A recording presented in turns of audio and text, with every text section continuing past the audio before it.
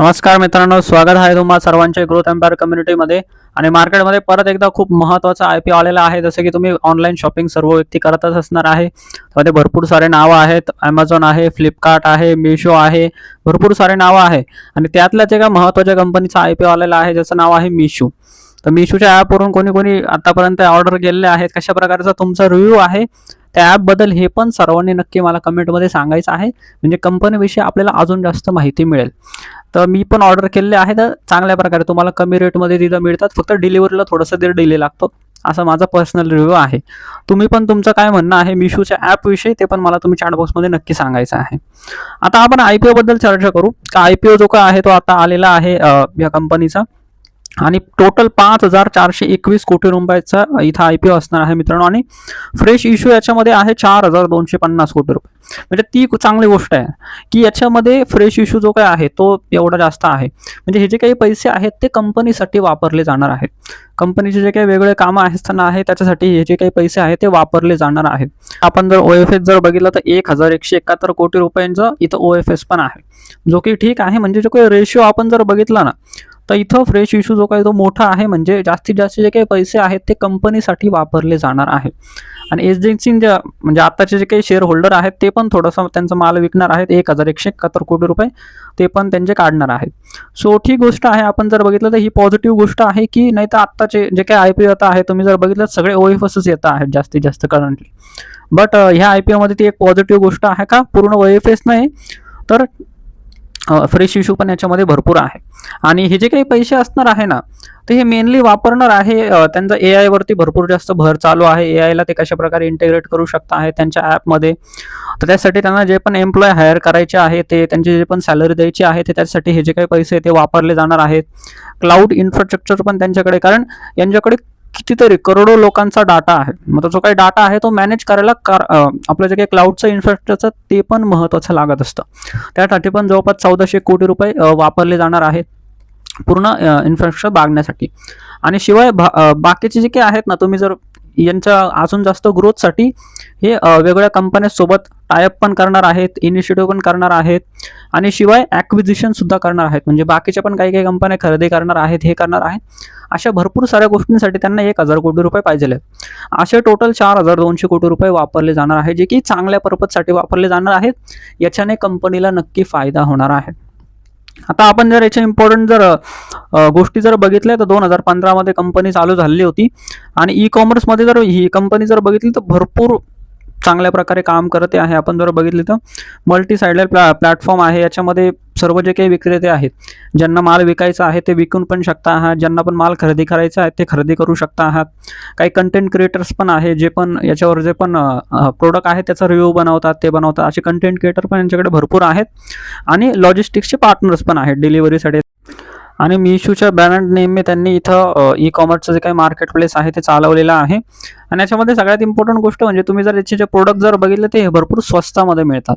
म्हणजे जे same product जे समजा तुम्हाला Amazonवर तुम्ही जर बघितलं सेम टू सेम, आणि तेच प्रोडक्ट जर तुम्ही जर मीशोवर जर घ्यायला गेले तर तिथं तुम्हाला कमी किमतीमध्ये मिळणार आहे. Same to same product, same company आहे, सगळं काही सेम आहे, तरी सुद्धा तुम्हाला कमी भावामध्ये मिळेल. हे तुम्हाला नेहमी बघायला मिळेल. तुम्ही काही पण घ्यायला जा, कारण यांच्यामध्ये हे जे काही कमिशन आहे ना ते कमी घेतात.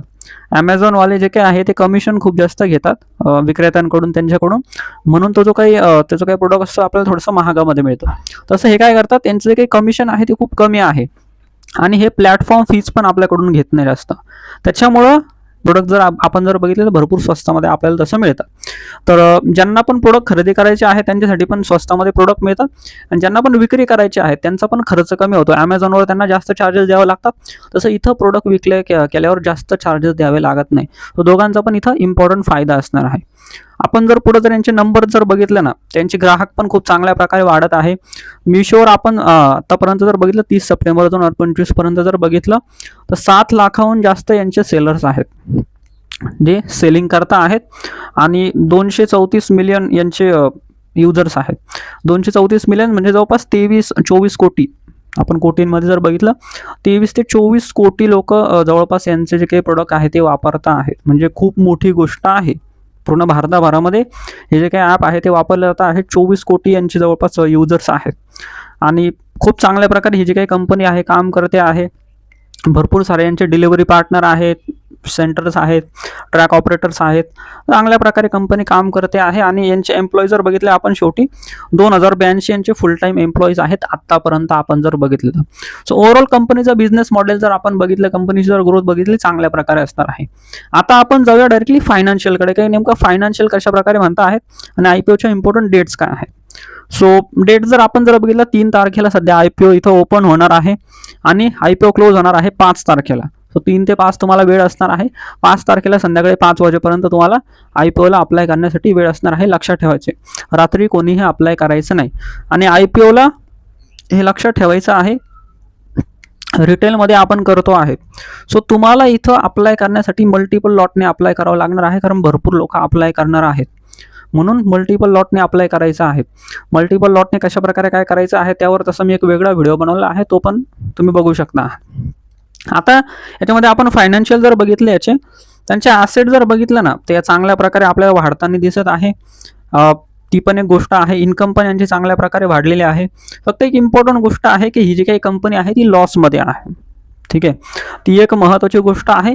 आणि ही जी काही गोष्ट आहे ना, ती स्टार्टअपमध्ये तसं नॉर्मल आहे की, कारण बघा मिशो काय करते, इथं जास्त ते कमिशन घेत नाही, मग त्यामुळं सेलरला आणि ग्राहकांना तर खूप जास्त फायदा होतो आहे. पण मिशो ही कंपनी जास्त मग प्रॉफिट नाही करत आहे.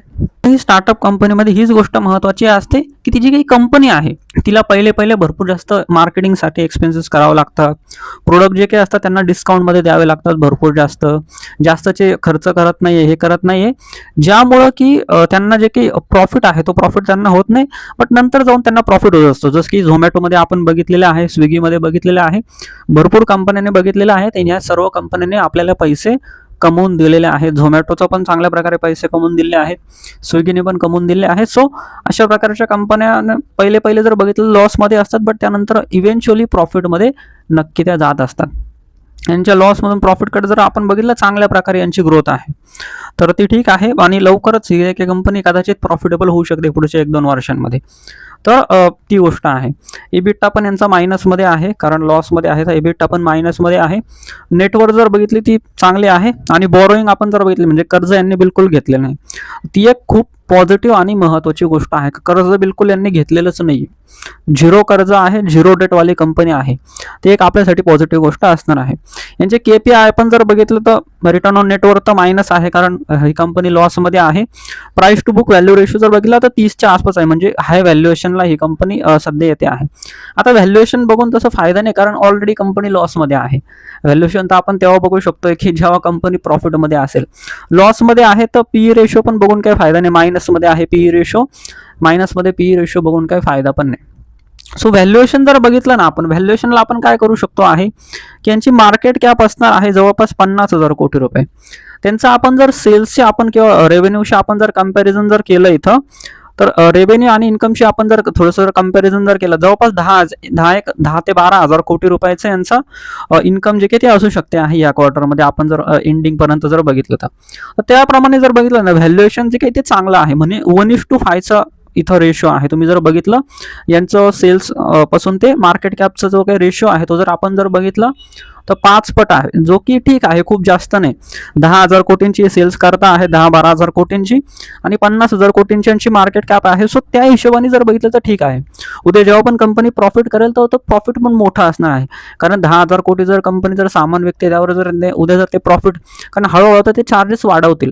एवढे 24 कोटी लोक ऑलरेडी आता इकट्ठे केले आहेत, तर हळूहळू ते चार्जेस वाढवतील आणि मग तिथून त्यांना इन्कम जी काही यायला सुरुवात होईल. सो भविष्यामध्ये ही जी काही कंपनी आहे ती नक्की प्रॉफिटेबल होऊ शकते आहे आय थिंक. बट त्याचं तुमच्या रिस्कवर आहे, तुम्हाला अप्लाय करायचं आहे का नाही.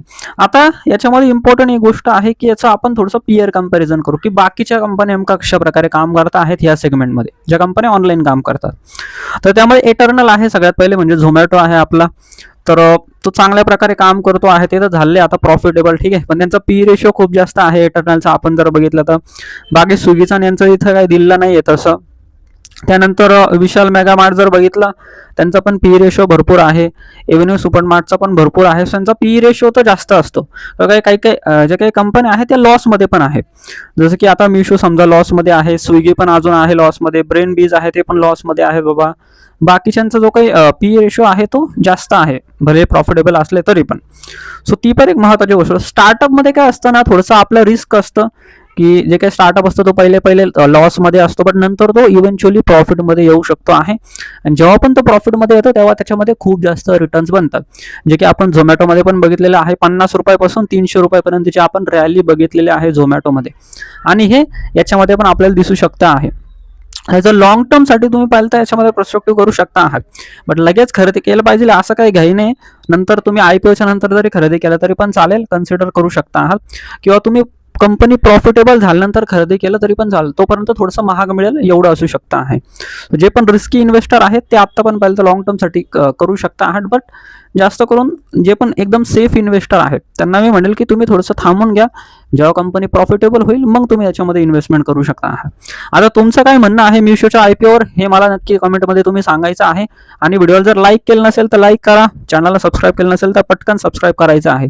तुमच्या आजूबाजूला कोणी जर 2-3 लोक असतील ना ज्यांना IPO विषयी माहिती पाहिजे आहे, त्यांच्यापर्यंत हा IPO चा व्हिडिओ जो काही तो नक्की शेअर करा.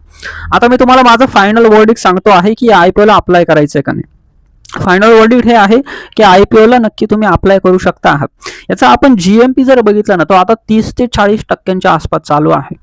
कारण याची जी काही अपेक्षा होती ना, जसं की याची जी काही अपेक्षा होती की हे थोडंसं महागामध्ये शेअर देणार होते, 150 रुपयाच्या आसपास शेअर देणार होते, पण याचा प्राइस बँड आहे 111चा. सो तो आपल्याला स्वस्तामध्ये शेअर मिळणार आहे.